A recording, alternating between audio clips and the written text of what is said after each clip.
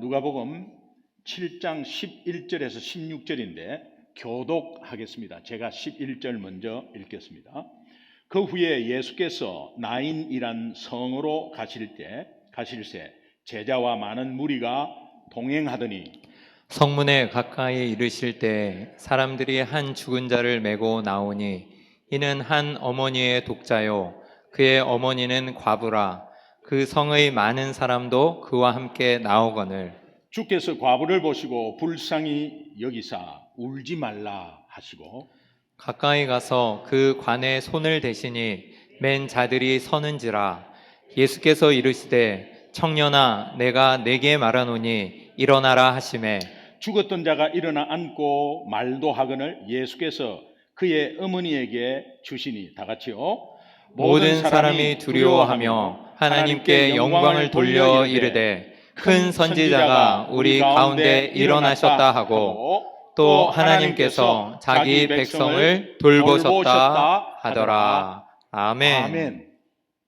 오늘 설교 제목이 혼돈, 공허, 흑암의 인생에서 평안, 충만, 빛의 인생으로.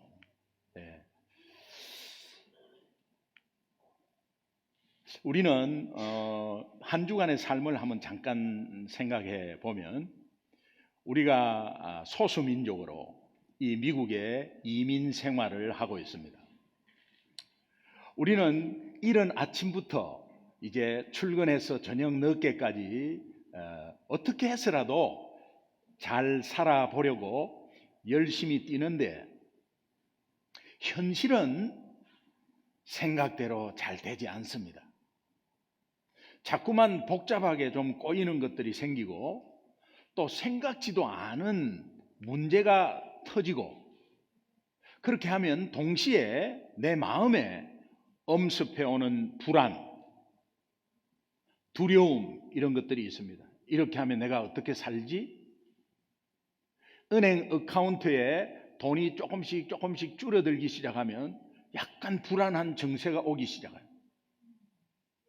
내 사업이 내 비즈니스가 조금 매출이 떨어지고 조금 이러면 약간 불안하기 시작해요. 이런 것들을 그 누구에게도 말할 수 없고 그 누구에게도 손 벌릴 상황이 잘 안 됩니다. 아는 사람도 없을 뿐더러. 그로 인해서 오는 굉장한 마음의 어려움 가운데서 영적으로 연결이 되는데 이것이 외로움입니다. 외로움, 허무, 공허 어떤 것으로도 채울 수가 없습니다. 나중에 깨닫게 되죠. 이거 어떤 것으로도 해결 안 됩니다. 돈으로 안 됩니다. 권력 안 됩니다. 권력자들이 허무가 더 많아. 저는 우리 삶에 평소에 일어났던 일들 좀 말씀을 드리면 목사도 부부 싸움 하게 해요? 안 하게 해요?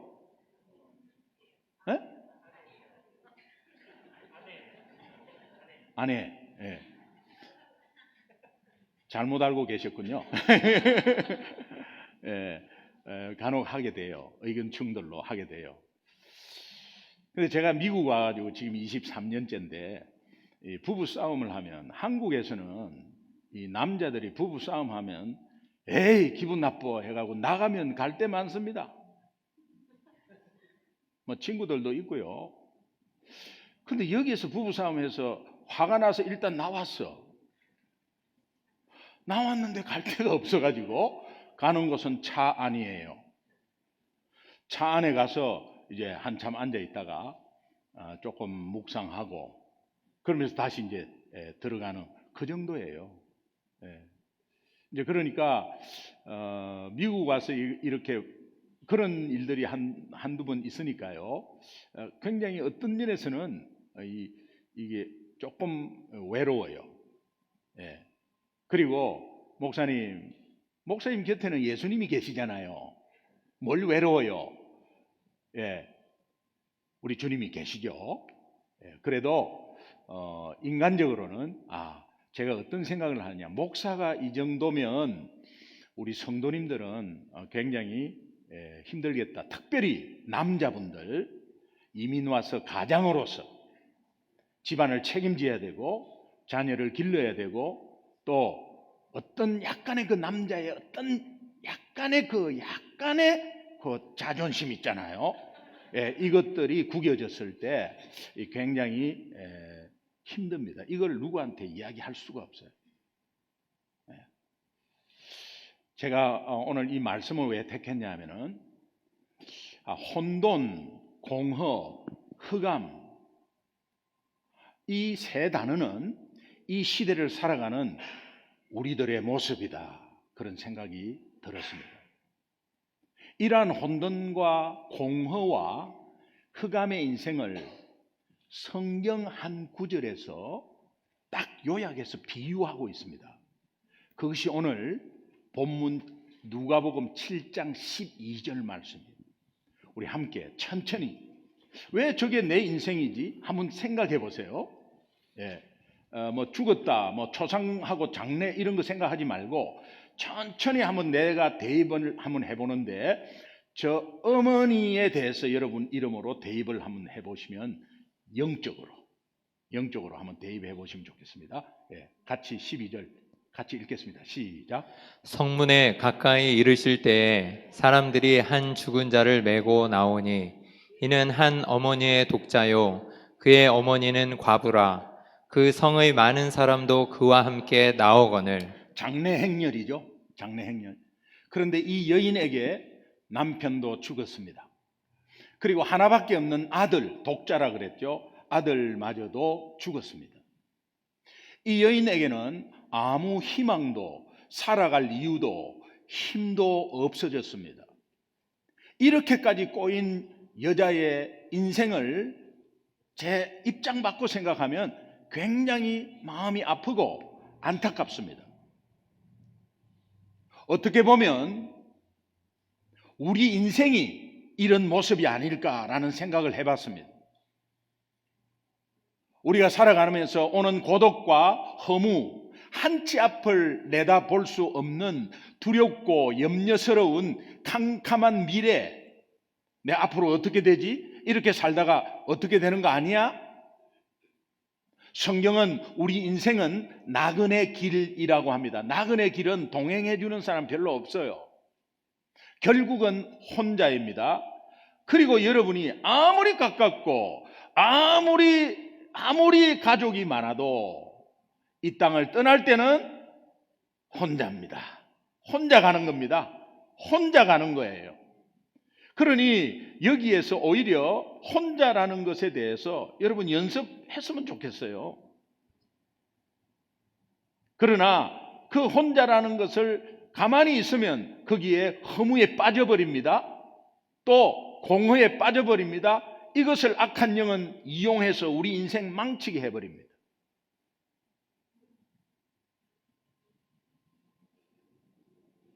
저는 이제 60 중반입니다.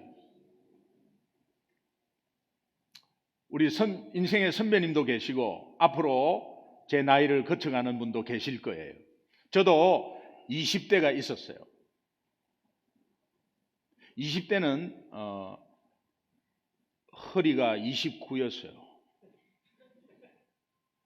지금은 35인데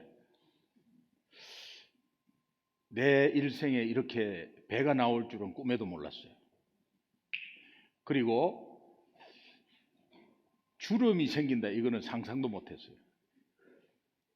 특별히 우리 친구보다 주름이 덜 져요. 왜?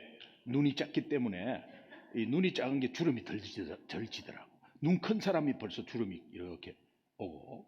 그래서 그렇게 하더라도 늙어가는 거 마찬가지잖아요.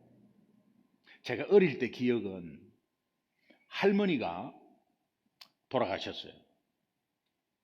참 제가 사랑하는 할머니였어요. 모든 걸 커버해주고 우리 아버지가 이놈 하면은 때리지 마라. 이렇게 커버해주고 그래서 뻑하면 할머니한테 가서 보호받고 쌈짓돈 이렇게 해가지고 사탕 사주고 그 할머니가 돌아가셨어요. 그 돌아가신 할머니의 임종을 제가 봤어요. 초등학교 때 할머니가 좀 이상하다. 할머니 방에 좀 있어라. 그래서 할머니 방에 있었죠. 한참 코를 고시는데 할머니 깨워도 계속 코를 골아요. 그러다가 코를 고는 게 탁 멈춰요. 근데 갑자기 싸늘해지더라고, 이 공기가. 그런데 그렇게 할머니가 좋았던 것에 확 이렇게 다가가지를 못하겠는 거예요. 그래서 엄마, 할매가 이상하다 그랬어. 그러니까 우리 어머니 들어가더니 아이고 어머니 막 우시기 시작하더라고요. 이제 그때 화장을 하셨는데 화장터에 이제 화장을 했는데, 지금은 우리 미국은 이 장례식 뭐 다 알아서 이렇게 해주잖아요. 근데 한국은 지금 보니까 화장을 하면 그 화장에 뼈를 다 이렇게 부어가지고 딱 담아서 아예 딱 주더라고요, 유가족에게. 근데 공통적인 게 말이 똑같습니다. 좋은 데 가셨습니다. 이렇게. 그러면 이제 그 뼈만 이렇게 가져오는데, 옛날에는 그렇게 하지 않았어요. 부산에 당감동이라고 화장터가 있었는데, 그 화장터에 이제 관을 밀어넣으면 팍 붙는 모습도 보입니다, 불이. 그리고 문을 잠궈요. 그리고 조금 있다가 그것이 탄 것을 밖으로 끌어내요. 끌어내면 이제 다 타고 굵은 뼈 몇 개만 이렇게 남아 있습니다. 그 남아 있는 거를 가족들을 들어오라 그래요. 그래가지고 그 가족들이 젓가락으로 그 뼈를 이렇게 담는 겁니다. 뼈를 담고 가족이 뼈를 빻아요, 직접. 그래가지고 그것을 이제 납골 이렇게 항아리에 넣는데, 그 뼈를 이렇게 젓가락으로 이렇게 하면서 저희 아버지가 되게 무서웠거든요. 근데 뼈를 이렇게 하면서 갑자기 턱 주저앉으시더니 저희 아버지가 아이고 엄마 그러더라고요. 우리 아버지도 엄마라고 하네. 그래서 그 모습을 봤어요. 아이고 엄마 하는 그 아버지가 화장터에 들어가서 뼈로 나올 때, 제가 그때 아버지, 나도 모르게 그 뼈를 보면서 아버지, 나도 언젠가는 이 땅을 떠나서 뼈로 나오겠죠. 저도 화장합니다. 나도 언젠가는 이 땅을 떠나면서 뼈로 나오겠지. 뼈로 나올 때 우리 아들, 아빠 그렇게 하겠지. 자, 인생이 이런 겁니다.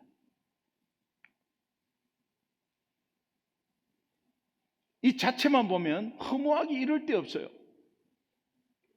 시편 144편 4절에 보니까 사람은 헛것 같고, 이것이 사람의 인생을 말해요.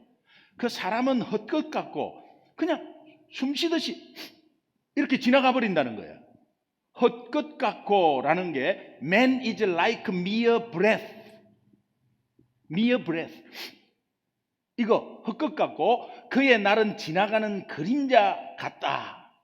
His days are like passing shadow. 그냥 그림자 같다. 이 인생이에요.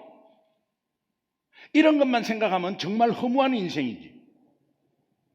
특별히 오늘 이 시대를 살아가는 청년들, 젊은이들, 우리 아이들의 인생은 더 여유가 없습니다. 더 어렵습니다, 여러분. 고민이 우리보다 더 많아. 복잡해, 혼돈스러워. 성경대로 배운 것이 밖에서는 하나도 안 돼. 그리고 밖에서는 창조의 질서가 깨어져 있어. 혼돈스럽습니다. 어떤 희망도 보이지 않습니다. 이 허무한 인생의 답을 우리 안에서는 도저히 찾을 수가 없어. 우리 인생 안에서는 도저히 스펙, 학벌, PhD 찾을 수 없습니다. 저는 이런 인생의 해답을 창세기 1장에서 제시하겠습니다. 창세기 1장 1절에 태초에 하나님이 천지를 창조하시니라. 이렇게 창조된 땅이 처음에는 이렇게 되어 있었는가? 아닙니다. 창세기 1장 2절에 보면 땅이 혼돈하고 공허하며 흑암이 깊음 위에 있고 그 위에 하나님의 영이 수면 위에 운행하시니라. 하나님의 영, 성령이죠. 운행하시니라. 운행하시니라. 라하프, 배회하다, 비상하다 이런 거예요. 이 단어가 어디에서 나오느냐 하면 신명기 32장 11절 우리 함께 천천히 한번 읽어보겠습니다. 거기에 너풀거림이라는 단어가 나옵니다. 이것이 운행하다는 라하프 똑같은 단어입니다. 함께 읽겠습니다. 신명기 32장 11절 시작. 마치 독수리가 자기의 보금자리를 어지럽게 하며 자기의 새끼 위에 너풀거리며 그의 날개를 펴서 새끼를 받으며 그의 날개 위에 그것을 엎는 것 같이. 독수리 훈련시키는 거 혹시 영상 보셨나요? 독수리 훈련시키는 거 보니까 저는 자연 다큐멘터리 혹하다가 한 번씩 보거든요. 너무너무 촬영을 디테일하게 잘 했어. 독수리가 날개가 어느 정도 커지면은 독수리가 자기 새끼의 날개를 탁 짚습니다. 이게 세게 짚는 것도 아닙니다. 세게 짚으면 이제 상처가 나니까 탁 짚습니다. 그리고 새끼를 낚아채서 하늘 위로 엄청나게 올라가 버려요. 올라가서 나와버려요. 나와버리면 이 부모한테 배신당했잖아 지금. 그러면서 부모를 원망하면서 떨어지기 시작하는 거죠. 예, 막 퍼득퍼득 떼고 완전히 날지도 못해요. 퍼득퍼득 떼고 떨어지는데 막 뒤로 왔다가 앞으로 갔다가 퍼득 떼고 하는데 그 촬영을 어떻게 했는지 모르겠어요. 독수리가 같은 속도로 떨어져요. 같은 속도로 떨어지면서 이렇게 새끼를 이렇게 보고 있어. 새끼를. 그러다가 쑥 밑으로 와서 날개로 탁 일단 붙잡아요. 붙잡아가지고 쓱 미끄러지면서 탁 잡아요. 이 창조, 하나님이 이 창조하신 거예요. 그러니까 새끼는 부모 원망하다가 떨어지다가 갑자기 부모가 턱 잡아주었어. 보니까 부모야. 그러게 병 주고 약 주나. 처음에는 그렇게 하다가 이제 그걸 2번, 3번 계속 달아서 해요. 그러다가 이제 새끼가 탁 낚아채 올라가면은 이제는 그때부터는 새끼는 떨어져도 부모가 잡고 있는 걸 잡아주는 걸 알기 때문에 이제 내려가면은 이렇게 안 하고 이렇게 하는 거죠. 처음에는 시베리 허스키 막 이렇게 하다가 3번, 4번 하면 안심 놓고 그러면 턱 받아줘요. 여러분, 우리 인생에 어떤 풍랑이 오더라도 주님이 함께 계시고 주님이 독수리 날개 너풀거리면서 우리를 받아주고 그것을 날개 위에 엎는 것처럼 그것을 경험을 하시면, 그러니까 이것이 우리의 공허와 흑암과 어떠한 어려운 혼돈 상태에도 예수님이 개입하시고 하나님이 개입하셔서 날개를 너풀거리는 하나님의 성령이 우리 삶에 개입해서 운행하실 때는 이제는 어떠한 어려움이 와도 괜찮다 이거예요. 이런 인생 되기를 바라요. 여기서 나오는 단어 너풀거리며 운행하시니라 똑같은 말이에요. 마치 어미 독수리가 새끼 위에서 날개를 퍼덕이며 새끼를 보호하고 받을 때에 그 새끼에게는 두려움이 없어지고 원망이 없어지고 평강과 안전이 깃드는 것처럼 하나님이 그 혼돈과 공허와 흑암의 인생 위를 운행하실 때에 우리 인생에서 혼돈, 공허, 흑암의 상태가 사라진다는 것입니다. 믿으시면 아멘. 예. 누가복음 15장에 보면 둘째 아들은 아버지가 물려준 재산을 미리 챙겨가지고 집을 나갑니다. 원래 아버지가 돌아가셔야 받는 유산인데 아버지가 살아 있으면서 재산을 챙겨 나갑니다. 돈이 내 인생의 전부고 돈이 내 인생을 보장해 준다고, 돈이 내 인생에 평안을 준다고, 잘 살게 해줄 것이라고 그런 생각으로 집을 나가자마자 그 인생은 결국 창세기 1장 2절에 나오는 그 말씀 그대로 그 인생은 혼돈과 공허와 흑암 속에 헤매이는 인생이 되었습니다. 내가 가진 물질이, 권력이, 과학의 편리함이 혼돈과 공허의 흑암에 내 인생을 책임진다고 그렇게 생각했다가 그것이 내 인생을 해결하지 못하는 것을 깨달은 거죠. 그 무엇도 해결이 안 된다면 누가복음 15장에 나오는 둘째 아들처럼 아버지 집으로 돌아와야 합니다. 뻔뻔스럽지만 집으로 돌아와야 합니다.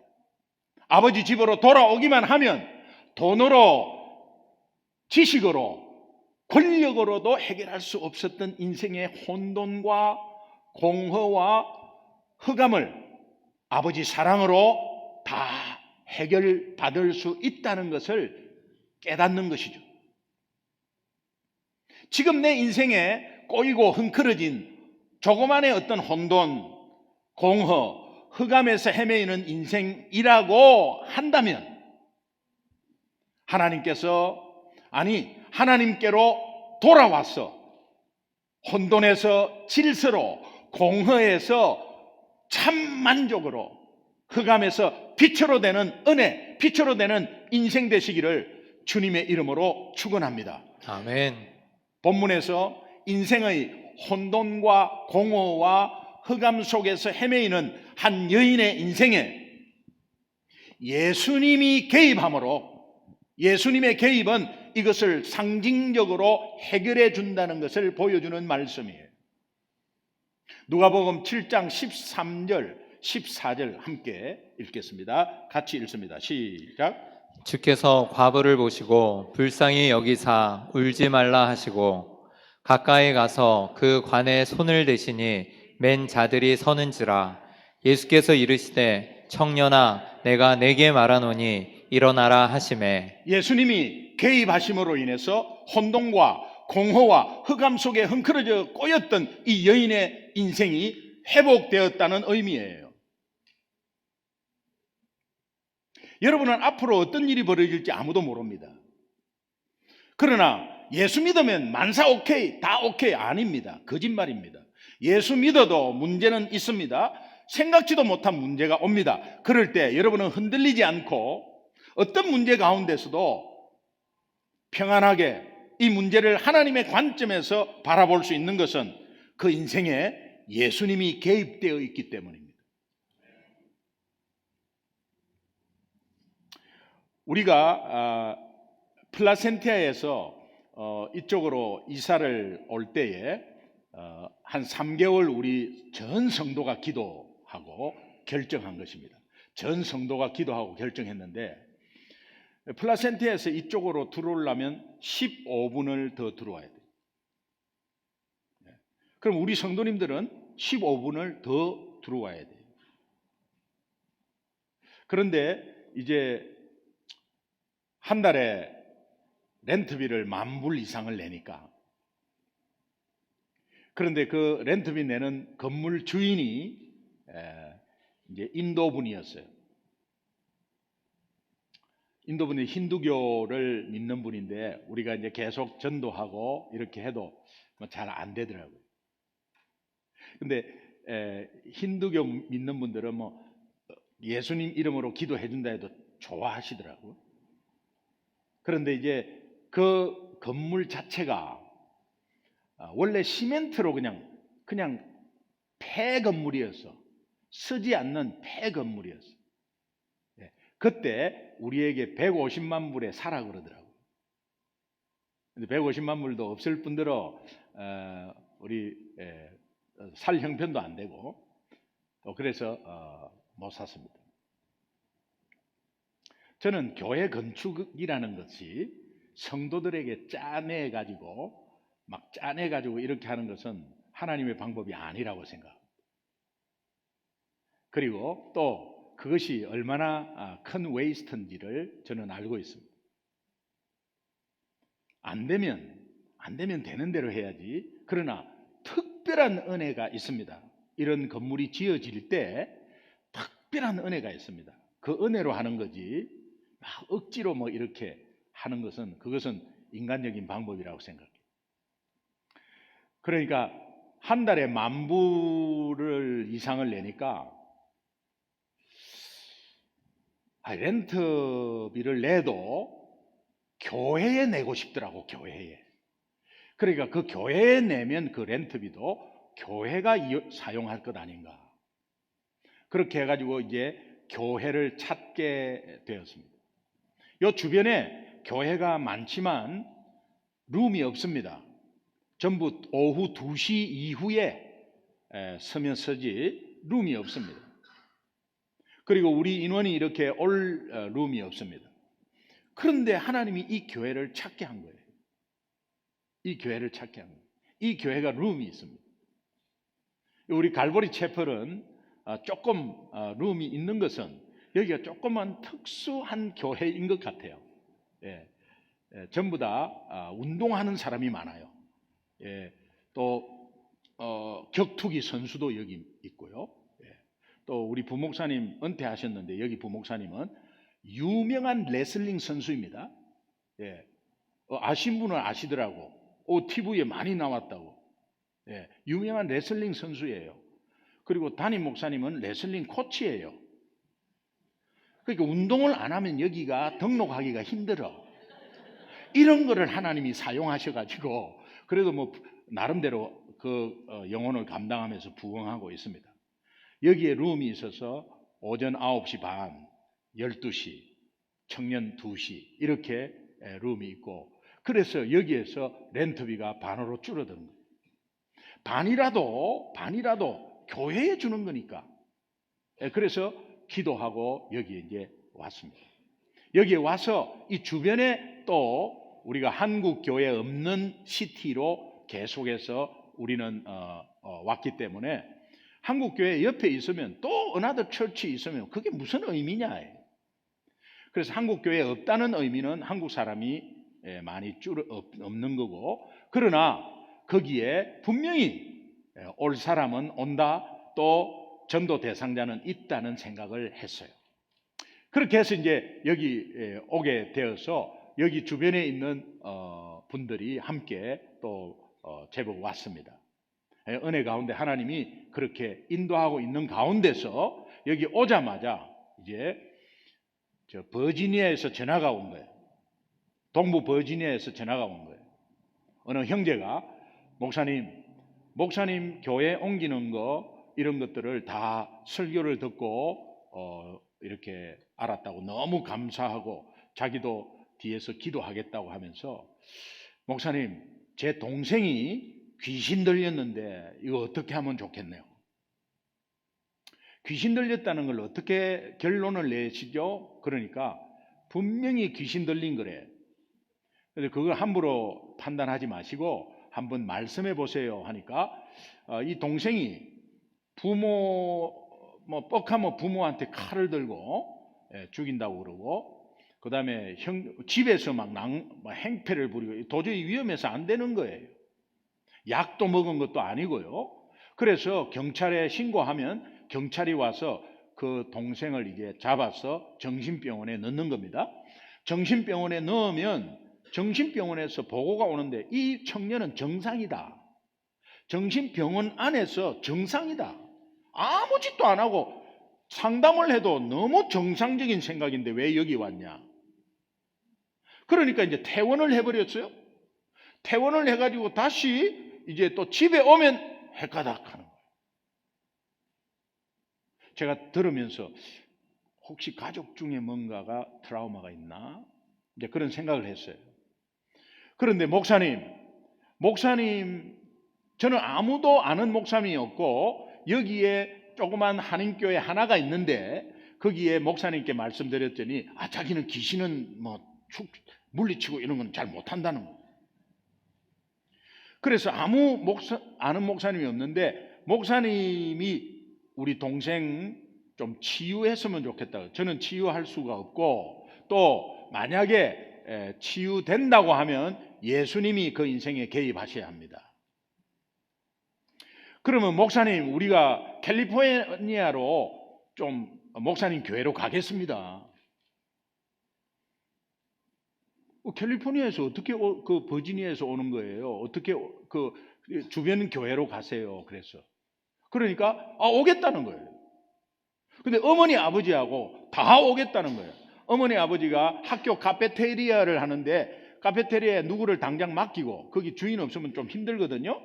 근데 카페테리아를 맡기고, 거기 대학교에 카페테리아를 하고 있는데 맡기고 그냥 오시겠다는 거예요. 그래서 하도 온다길래 그러면 동생하고 하면 됐고 이리로 와 보라고. 그래가지고 이제 가족 모두가 비행기를 타고 디즈니랜드 구경 온 게 아니고 캘리포니아로 휴가 내고 일주일 휴가 내고 우리 교회로 와서 주일 예배 금요일 날 2번 딱 참석한 거예요. 이제 우리 교회로 왔어요. 그리고 우리 성도님들 기도하고, 그런 가운데서 이제 제가 호텔에 찾아가서 한번 복음을 이렇게 이야기해 보려고 하고, 그 귀신 들렸다는 그 동생 아무 이야기도 안 해요. 나하고 눈도 못 마주쳐요. 근데 어떻게 해서 따라왔어요. 그리고 나서 이제 부모님이 얘만 고쳐주면 막 우리 집이 진짜 최고 평안할 것 같다고 그러면서 이야기를 해보는데 말을 안 해요. 말을 좀 들어봐야 되는데 말을 안 해요. 그런데 자꾸 말을 하다가 자꾸 곁눈으로 자꾸 이렇게 보는 분이 어머니였어요. 어머니를 자꾸 보는 거예요. 어머니를. 말을 안 해. 그래서 제가 뭔가를 느끼고 이제 호텔을, 브레아에 호텔이 있었는데 아침에 일찍 찾아갔어요. 그리고 아침에 전부 다 내려오셨는데 여기에 계시고, 제가 아드님하고 이야기 좀 하겠다 해가지고 저쪽으로 멀리 떨어져서 둘이 이제 이야기를 한 거예요. 이야기를 하는 순간 원인이 어머니에게 있었어요. 어머니가 영적으로 좀 혼란해. 그리고 어머니가 계속 뭔가를 시키는 거야. 어릴 때부터 뭐 이거 해라 저거 해라 이거 해라, 이거 하고 나면 또 이거 해라 저거 해라. 이러니까 거기서부터 딱 이제 트라우마가 왔고, 그러면서 어머니가 뭔가 얘 어디 꼭 귀신 들린 애 같아. 이게 말이 이제 그렇게 툭툭 튀어나오는, 어릴 때부터. 그러면서 이제 악한 영이 그런 거를 이제 사용하는 거죠. 예. 그래서 지금부터 내 눈 똑바로 쳐다봐라 그랬어요. 예. 저는 뭐 눈이 작아서 눈싸움에 이기거든요. 눈 똑바로 쳐다보라 그랬어요. 그래, 똑바로 딱 쳐다볼 때 내 지금 말하는 거 잘 들으라고. 그리고 하나님에 대해서, 인간에 대해서, 예수님에 대해서, 믿음에 대해서 정확하게 이야기하고, 이 예수님 영접하면 예수님이 당신의 인생에 개입하셔서 네 괴롭히는 여러 가지 문제가 해결된다. 지금 이 시간에 네가 갈급하면 예수 믿기를 원하고, 갈급하면 내 기도 따라하고 예수 영접하고, 그렇지 않으면 돌아가라 그랬어요. 비행기표 들여서 가족들 다 휴가 내고 여기 왜 왔나?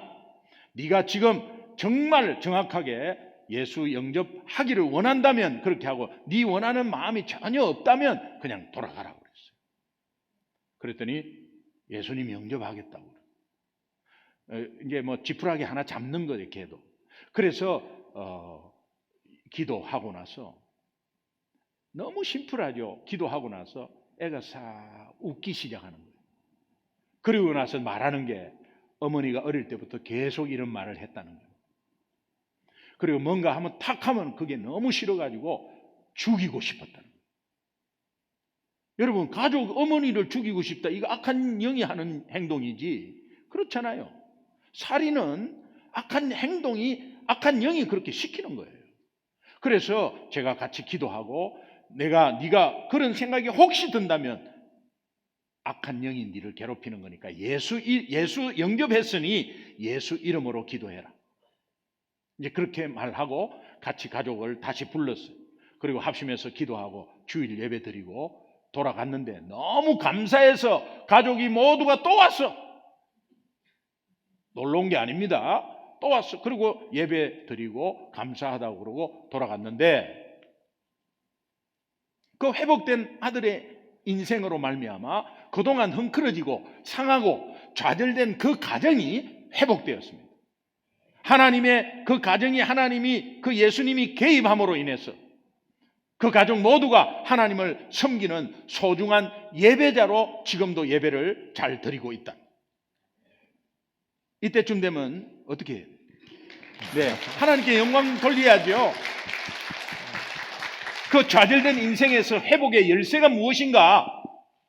하나님의 영이 수면에 운행하시니라.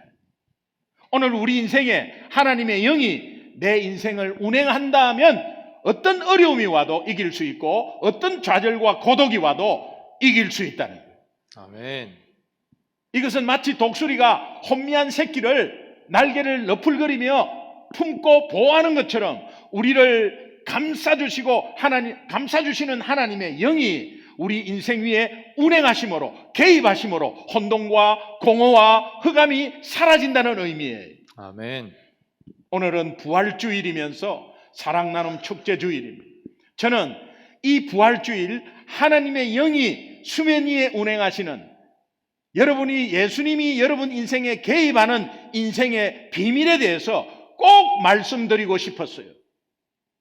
독수리가 새끼를 보호하기 위해서 그 위에서 너풀거리는 것처럼 여러분이 진정코 예수님을 영접한다면 여러분의 인생 위에 하나님의 운행하심의 역사로 혼돈과 공허와 흑암의 인생으로부터 평강과 충만과 안정과 빛의 인생으로 바뀌는 은혜가 있을 줄로 믿습니다. 그러면서 그렇기 때문에 예수님의 부활이 여러분이 날마다 소생되고 회복되고 치유되는 여러분의 부활이 되기를 주님의 이름으로 축원합니다.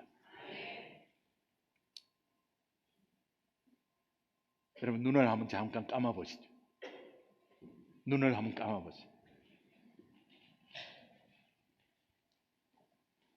한번 여러분 인생을 한번 돌아보시면 좋겠어요. 그렇게까지 흑암은 아닌데 혼돈은 아닌데 해도 헷갈리는 거 있을 겁니다. 이해 안 되는 게 있을 거예요. 그러나 그 인생은 여러분의 경험과 나이가 해결 못합니다. 지식이 해결 못합니다.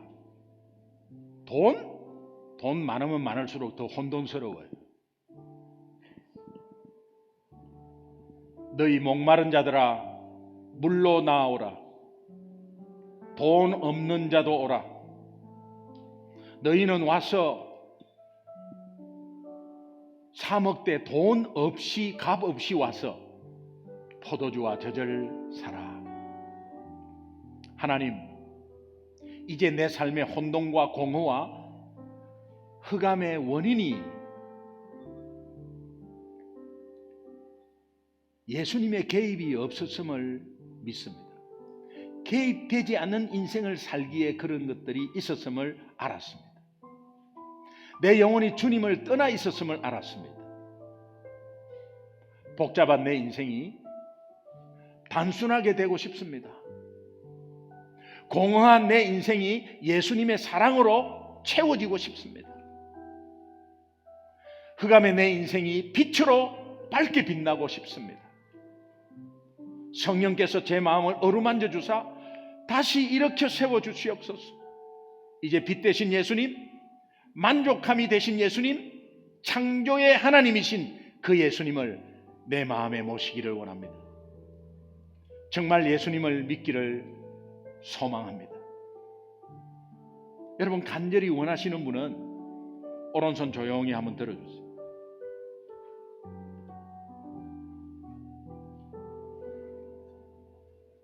그리고 또 여러분의 마음속에 주님, 나는 다시 한번 속으로 리마인드 하겠습니다. 예수님을 다시 한번 더 내 인생에 개입되고 있음을 기억하겠습니다 하시는 분도 손 들으세요. 한번 높이 들으세요.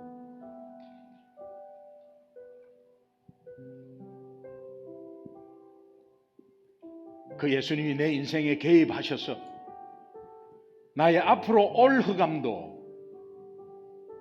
예수님이 제거해 주시면 있던 공허도 고독도 어떠한 어려움도 어떠한 문제도 해결해 주실 것을 믿고 오늘 이 시간 진정코 예수님을 고백하고 싶습니다. 손 높이 들으세요.